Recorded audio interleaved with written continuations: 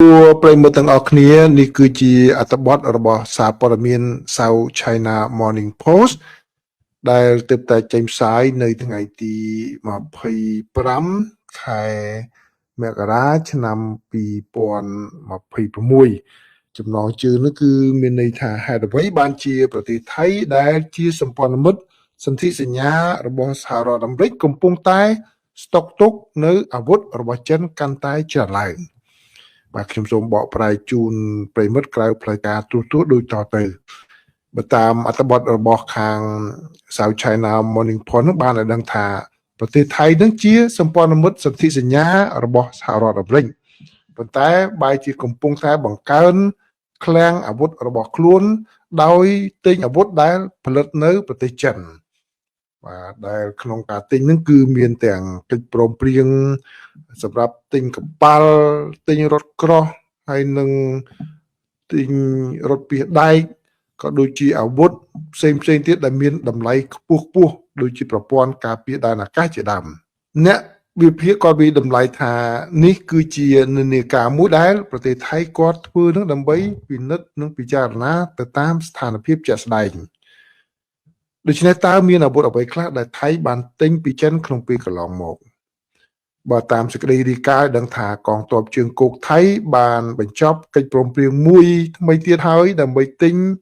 រថពាសដែកប្រភេទ VN1 ដែលផលិតនៅប្រទេសចិនក្នុងតម្លៃ1000លានបាតដែលត្រូវជា32លានដុល្លារសហរដ្ឋអាមេរិកបើសិនជាទិញបានច្រើនដូច្នេះគឺនឹងបានបន្ថែមនៅរថពាសដែកថ្មីចំនួន20គ្រឿងថែមទៀតទៅក្នុងកងនាវារថពាសដែកប្រភេទ VN1 ហ្នឹងដែលមានស្រាប់របស់ថៃដែលមានជាង100គ្រឿងមកហើយបាទនេះបើយោងតាមប្រព័ន្ធផ្សព្វផ្សាយក្នុងប្រទេសថៃបានរាយការណ៍ដឹងកិច្ចសន្យាដែលថៃបានចុះជាមួយចិនហ្នឹងគឺធ្វើឡើងនៅថ្ងៃទី12ខែមករាក្រោមក្របខ័ណ្ឌរដ្ឋាភិបាលនិងរដ្ឋាភិបាលហើយការទិញនេះគឺជាផ្នែកមួយនៃផែនការរបស់ប្រទេសថៃក្នុងការពង្រឹងការគ្រប់គ្រងទ័ពថ្មើរជើងជួរមុខក្រោមថវិកាការពិជាតិឆ្នាំ2025របស់ខ្លួនខណៈដែលប្រទេសនេះនៅតែជាប់ពាក់ព័ន្ធនឹងចំនួនព្រំដែនជាមួយនឹងប្រទេសកម្ពុជានេះបើតាមសេចក្តីរាយការណ៍របស់ខាង South China Morning Post ហើយកាលពីខែមុនគឺកាលពីខែធ្នូឧត្តមនាវីឯកណារេសវងត្រាគុលនៃកងទ័ពជើងទឹករបស់ថៃហ្នឹងក៏បានទៅធ្វើទស្សនកិច្ចនៅប្រទេសចិនដើម្បីត្រួតពិនិត្យវឌ្ឍនភាពនៃការផលិតនាវាមួយទឹកប្រភេទ S26T ដែលកងទ័ពជើងទឹកថៃបានបញ្ជាទិញពីប្រទេសចិន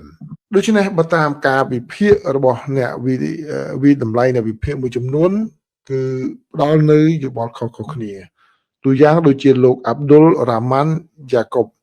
ដែលជាសាស្ត្រាចារ្យរងនៅវិទ្យាស្ថានសន្តិសុខនិងការពារជាតិរ៉ាប់ដានក្នុងទីក្រុងអាប៊ូដាប៊ីបាននិយាយថាការដែលប្រទេសថៃទិញរថពាសដែកប្រភេទ VN1 របស់ចិនហ្នឹងគឺបានន័យថាគឺថៃកំពុងតែធ្វើទំនាក់ទំនងការពារជាតិរបស់ខ្លួនជាមួយនឹងប្រទេសចិនហ្នឹងឲ្យកាន់តែស៊ីជម្រៅព្រោះចិនហ្នឹងជាអ្នកផ្គត់ផ្គង់អាវុធដ៏សំខាន់មួយដល់ប្រទេសថៃរួចមកហើយដោយសារតែអាវុធរបស់ចិនមានតម្លៃទាបលោកអាប់ឌុលរ៉ាម៉ាន់បានបន្ថែមទៀតថាប្រទេសថៃកំពុងធ្វើពិពិធកម្មការផ្គត់ផ្គង់របស់ខ្លួនគឺបានន័យថាបំបែកទៅតាមទីផ្សារបានច្រើនឬក៏ទៅទិញនៅពីទីផ្សារឲ្យបានច្រើន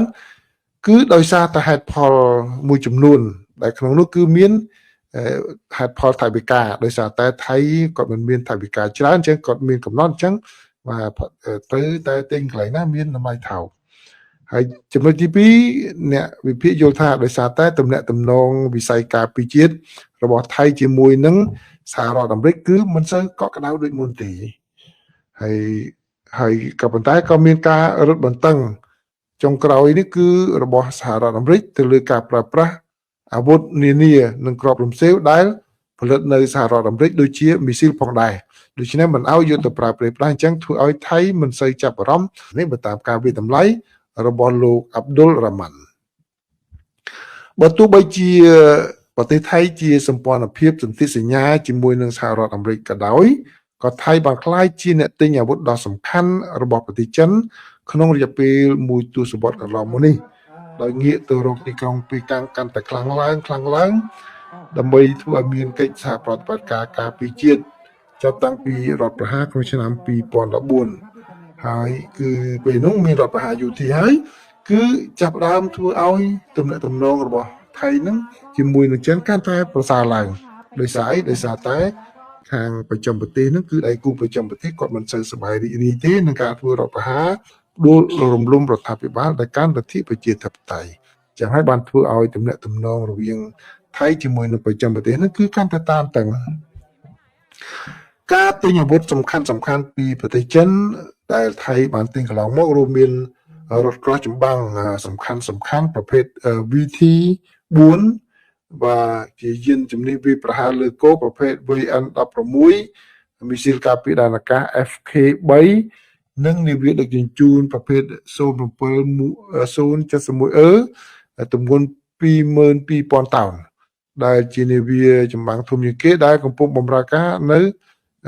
អាស៊ីអាគ្នេយ៍ប្រទេសថៃក៏បានទិញកាំភ្លើងប្រភេទវាប្រហារ QBZ 191ផងដែរដែលជាអាវុធផលិតនៅក្នុងប្រទេសចិនចំនួនចុងក្រោយហើយកងទ័ពជើងគោករបស់ថៃក៏បានបញ្ជាទិញកាំភ្លើងវាប្រហារប្រភេទ QBZ 195ទេដែលផលិតឡើងជាពិសេសសម្រាប់អង្គភាពប្រតិបត្តិការពិសេសរបស់ខ្លួនកាលពីឆ្នាំមុនផងដែរការដែលថៃទិញរថក្រោះប្រភេទ VT4 នឹងគឺចាប់ផ្ដើមមិនមែនថ្មីទេបាទដូច្នេះការដែលចាប់ផ្ដើមទិញតាំងពីឆ្នាំ2016នឹងវាតំណាងឲ្យភាពជោគជ័យដំបូងរបស់ប្រទេសចិនក្នុងការនាំចេញរថពាដៃធុនធ្ងន់ទំនើបទៅលក់នៅខាងក្រៅហើយបានបើកឲ្យមានកិច្ចព្រមព្រៀងទិញជាបន្តទៀតរួមមានទាំងរថពាដៃប្រភេទ VN1 ផងដែរហើយរថពាដៃប្រភេទ VN1 ហ្នឹងគឺមានកង់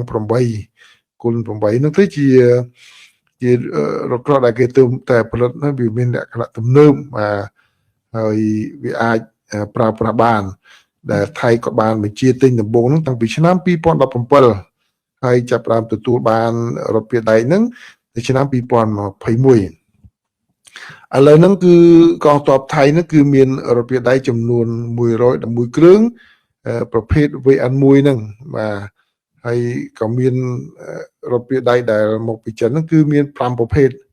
បាទគឺមានរថពាដៃដឹកបុគ្គលិករថពាដៃស្វ័យប្រវត្តិរថយន្តសង្គ្រោះរថពាដៃរថយន្តសង្គ្រោះបន្ទាន់និងរថយន្តបញ្ជាការជាដើមនេះគឺជាអ្វីដែលថៃទទួលបានពីប្រទេសចិនមកដោយឡែកលោក Carl Thayer ដែលជាអ្នកឯកទេសខាងអាស៊ីអាគ្នេយ៍និងជាសាស្ត្រាចារ្យកិត្តិយសនៅសាកលវិទ្យាល័យ New South Wales ទីក្រុងកង់បេរ៉ារបស់ប្រទេសអូស្ត្រាលីបាននិយាយថាប្រទេសថៃបានត្រៀមខ្លួនជាស្រេចដើម្បីធ្វើការទិញអាវុធក្នុងតម្លៃដែលមានតម្លៃខ្ពស់នៅពេលដែលគុណភាពនិងតម្លៃហ្នឹងគឺសមស្របបានន័យថាថៃ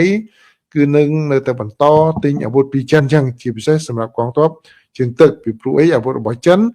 មិនសូវមានលក្ខខណ្ឌតម្លៃច្រើនវាថោកហើយឥឡូវនេះមានគុណភាពនេះបើតាមការវិតម្លៃរបស់លោកស្រីបាននិយាយថាប្រទេសថៃគឺរកការរឹតបន្តឹងពីការទិញអាវុធពីសហរដ្ឋអាមេរិកដោយសារតែលោកប្រធានាធិបតី Donald Trump លោកបានចូលរួមធ្វើអន្តរាគមន៍ក្នុងចំនួនព្រំដែនជាមួយនឹងប្រទេសកម្ពុជានេះហើយលោកក៏មានការដាក់ពន្ធខ្ពស់និងការផ្អាកទិដ្ឋាការថ្មីនេះសម្រាប់ជនជាតិថៃដែលចង់ទៅទស្សនាសហរដ្ឋអាមេរិកបាទធ្វើឲ្យថៃខាងសម្បាដោយឡែកលោកគេកូកាសាស្ត្រាចារ្យរងនៅសាកលវិទ្យាល័យបច្ចេកវិទ្យាណានយ៉ាងក្នុងប្រទេសសិង្ហបុរីបាននិយាយថាការសម្រេចចិត្តរបស់ទីក្រុងបាងកកអាចត្រូវបានគេយល់ថាភាគច្រើនជារឿងការធ្វើពាណិជ្ជកម្មដូចធម្មតាតែប៉ុណ្ណោះទេលោកកូកាបាននិយាយថាប្រទេសថៃពីមុនបានទិញប្រព័ន្ធអាវុធរបស់ប្រទេសចិនជាច្រើនដែលភាគច្រើនដោយសារតែតម្លៃមានលក្ខណៈប្រកួតប្រជែង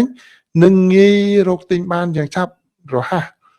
ហើយដោយសារតែយោធាថៃឥឡូវនេះក៏ស៊ាំនឹងការប្រើប្រាស់អាវុធរបស់ប្រទេសចិនគឺដូច្នេះបាទគឺគេអាចនឹងបញ្ជាទិញបន្តទៅទៀតបាទពីព្រោះអីធ្លាប់តែប្រើអាវុធហ្នឹងវាត្រូវដៃទៅហើយអញ្ចឹងគេត្រូវតែទិញបន្ត ចឹងបើតាមលោកគោលការណ៍លោកថាវាគ្រាន់តែជារឿងមួយដែលគេធ្លាប់ប្រើដូច្នេះគេទិញបន្តទេវាមិនមែនជាការផ្លាស់ប្ដូរឬក៏ជាការតម្រឹមយុទ្ធសាស្ត្រឲ្យបានជាក់លាក់នោះទេមិនមែនចឹងទេ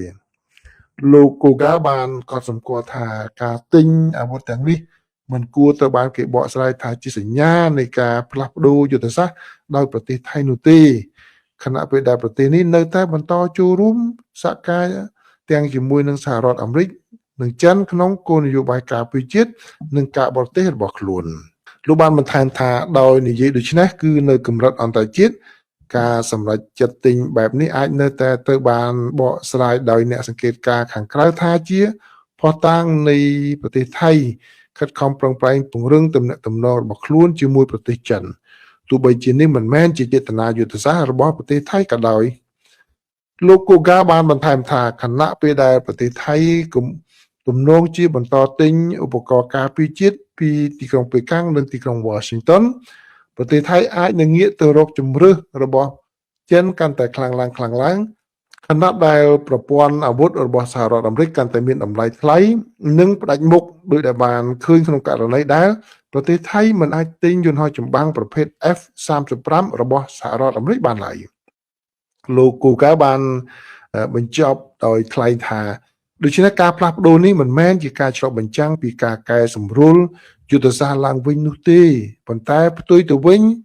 គឺជាការមួយដែលជំរុញដោយការពិចារណាផ្នែកសេដ្ឋកិច្ចនិងស្ថានភាពជាក់ស្ដែងតែប៉ុណ្ណោះបាទសូមអរគុណប្រិយមិត្តនេះគឺជាអត្ថបទរបស់ខាង